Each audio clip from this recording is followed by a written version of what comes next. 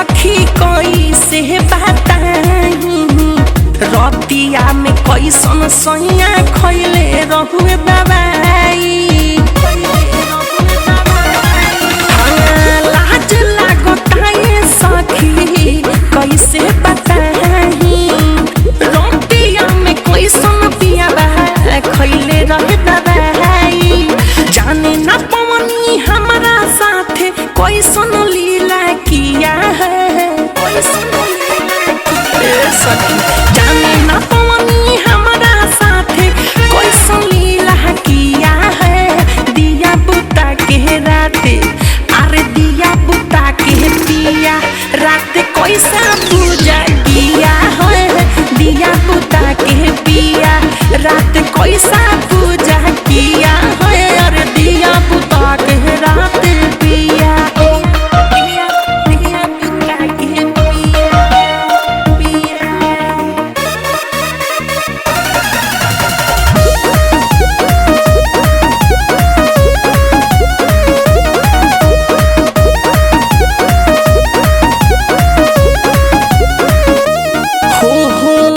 झलू देवाना बा रोज ताकत रहे भीरी से।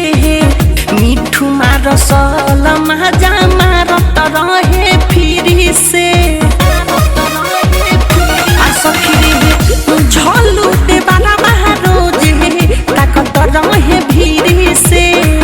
मिठू मार सल मजा मारत रहे फिरी से।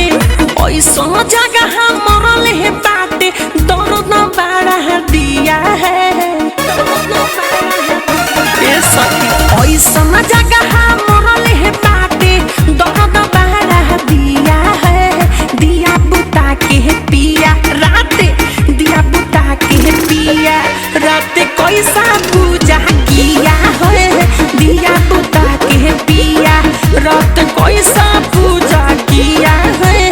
दिया बुता के पिया शादी से पहले है यही सन सखी कबहू नहीं किया है। दिया बुता के पिया राते दिया बुता के पिया राते कैसा पूजा किया है। दिया बुता के पिया राते